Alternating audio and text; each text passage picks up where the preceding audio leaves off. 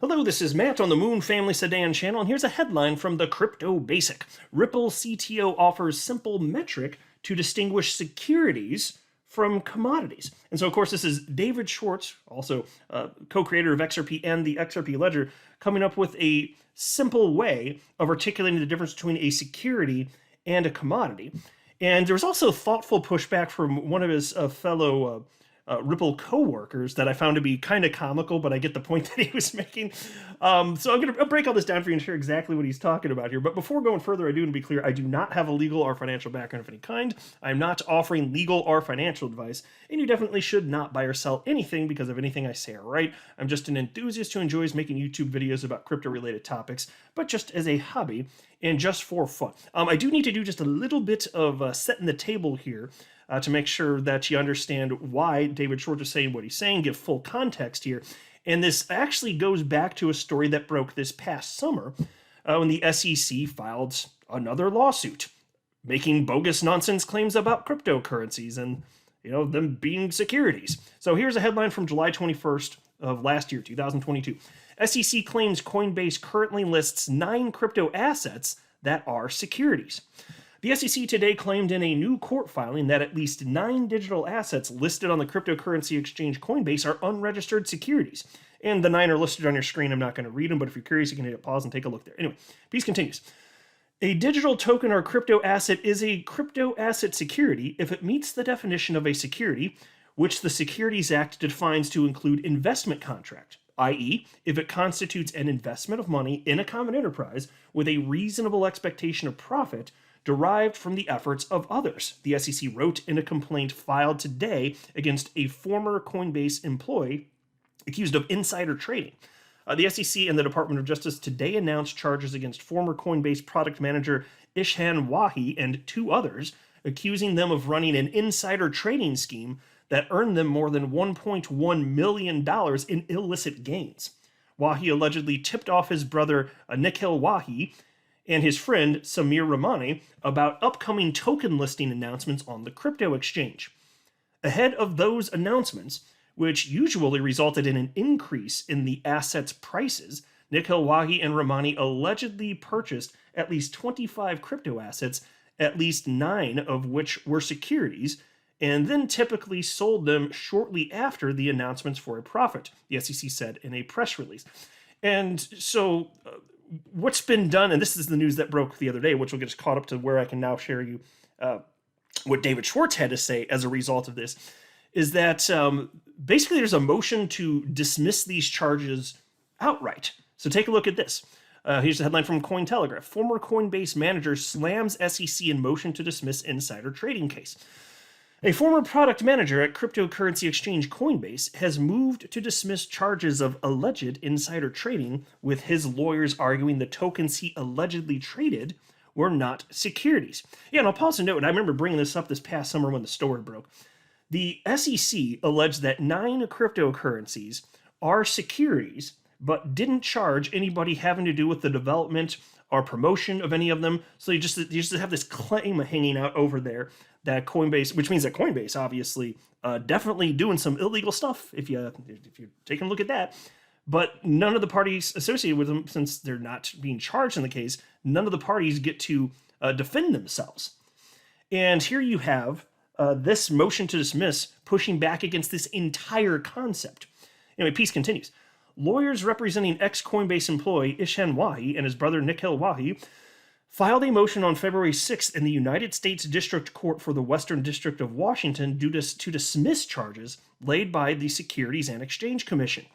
The SEC charged the brothers and their associate, Samir Ramani, with insider trading last July, alleging the trio made $1.1 million using Ishan's tips on the timing and names of tokens in upcoming Coinbase listings. In an over 80-page document, the lawyers outlined how the SEC was wrong in its charges. They argued the cryptocurrencies allegedly traded by the Wahis did not fit the legal definition of a security, as they had no investment contract, written or implied, comparing them instead to baseball trading cards and Beanie Babies. They argued that token developers have no obligations whatsoever to buyers on the secondary markets, adding, quote, with zero contractual relationship, there cannot be an investment contract. It is that simple, end quote. Yeah, and so you'll see in just a second, that's a big part of what David Schwartz ends up talking about. But also want to cover this last little bit here. The tokens, the lawyers argued, were also all utility tokens. They emphasized the token's primary uses on a platform rather than as investment products. Quote, none of the tokens were like stock. The very object of each token was to facilitate activity on the underlying platforms and, in doing so, enable each network to develop and grow, end quote.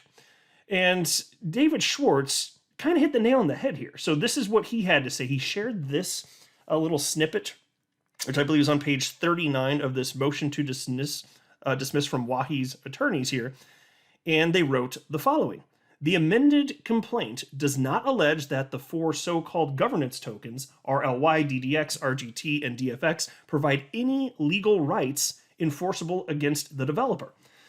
At most, the SEC alleges that the tokens provide users with the limited technological ability to participate in how the platform prioritizes funding or lists cryptocurrency.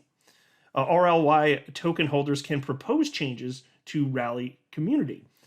RGT token holders can vote on allocation of tokens on the Rari platform. DFX token holders can vote on the crypto assets to be included for exchange in the protocol. But giving technology users functional tools, no different from enabling social media users to increase visibility of posts by liking them or providing tools to edit Wikipedia pages, is fundamentally different from those companies shouldering a legal obligation to do anything on behalf of users. And so that argument to me sounds to just be obviously unquestionably true. That is the case. Having a technological ability is different than there being some sort of contractual agreement as there would be in the case of holding stock of a company, of a publicly traded company. Completely different, right? And so David Schwartz shared that, and he wrote the following. The Wahi motion to dismiss contains an interesting counter-argument to my position that tokens that include governance rights are more security-like, arguing they're not rights, but simply technical abilities. And then somebody asked for clarity on what David Schwartz meant by that, and he did break it down further. David Schwartz said, say you buy IBM stock at a broker. You now have the legal right to participate in IBM's governance, but you don't yet have any ability to participate. IBM is legally obligated to ensure that you do have the ability to participate by notifying you and counting your votes. When you hold a governance token, nobody has given you any legal right to vote. They've just given you the technical ability to vote. And this right/ability distinction is of major legal significance. Securities give rights, commodities give abilities. Yeah, so, and this is at the core of everything that's being argued in every SEC action brought against pretty much anything having to do with a token, whether it's XRP or the LBC token, which is why it was really nice to see recently the judge in the library case, even though he ruled in favor of the SEC there, acknowledged in the remedies portion here that when he types that thing up, it's going to be very clear that secondary market transactions are not included in his decision against the library. So that means that, people like you and me, if we want to buy and sell LBC and send it back and forth to one another, has nothing to do. It doesn't mean that it's an unregistered security. So that's a major win there. And so if you continue to go down this path and just kind of dissect this a little bit further here, it's pretty clear that if there's a token and there are no rights there, well, how could it possibly be a security then? And then commodities give ability. So what do you have with a token? You have abilities. It's a clear distinction, so that's what he's getting at. And in a separate tweet, in fact, David Schwartz laid it out just like that. It's just one metric to look at. David Schwartz wrote, there's a very simple way to tell if something is a security or a commodity. If it gives you rights, it's a security. If it gives you abilities, it's a commodity. And then somebody named Marco wrote to David Schwartz and said, makes sense, this distinction, but one might also argue that a governance token gives you the ability and the right to vote. And David Schwartz responds and says, I guess somewhat. If you own an orange, you have the legal right to eat that orange. but it's not a contractual right to have anyone else do anything. It's purely a negative right. And so that's the distinction he's making there, which I also think makes logical sense to this point. And today, by the way, is the first time I've seen this argument that David Schwartz is pointing out. I just think it makes sense at this point. I was sitting here thinking about it just a little bit earlier today. I was like, yeah, exactly. So there's no contractual right. You can do whatever the hell you want with the orange. And then, and this is where I kind of chuckled there because there's a little bit of pushback from David Schwartz's co-worker, Neil Hartner, so again, both Ripple employees here. Neil Hartner wrote to David Schwartz and said, that would make a Costco membership a security, which I kind of chuckled at, but I get what he's saying. Because again, David Schwartz said here, if it gives you rights, it's a security. If it gives you abilities, it's a commodity. So if you have a Costco membership, do you have rights? Or is it some sort of privilege distinction that would be a little bit different technically? And since I'm not an attorney, I don't pretend to have the answer on that, but I think it makes for an interesting conversation. But I also think, more importantly, what this demonstrates is that it's extremely difficult to just have, a one or two liner like David Schwartz put out there that's all encompassing. Because the truth of the matter is, in order to overcome, those types of retorts like Neil put on the screen, which is a fair response, of course, you need to do a full analysis using Howey. Because obviously, if you're talking about investment of money and then the expectation of profit, well, if you're putting money, you're purchasing a Costco membership, that's not an investment of money. You're not investing, right? And you're not expecting profit from it. Which is why if you only look at part of what's being discussed here, you can start to poke holes in it. That's why I'm saying, unfortunately, I don't know that there is a one or two liner in existence that's going to be sufficiently all-encompassing to prevent this type of, or to prevent, the type of lack of clarity that may be here.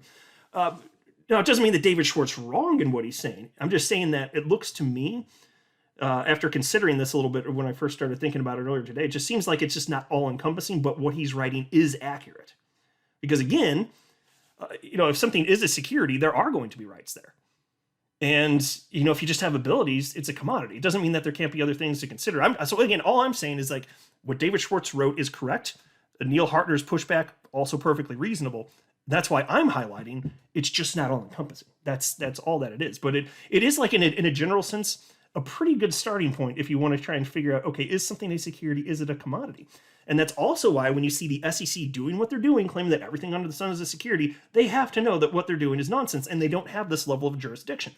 There's no special rights given. These things are not securities. They, if anything, look closer to commodities. To me, that's just allow you to do stuff, just like oranges, You guys let me know what you think, but that's what my little Moon family sedan brain was thinking at this point. I'm not a financial advisor. You should not buy or sell anything because of anything I say or write. That would be a very, very, very bad idea. Until next time, to the Moon family sedan.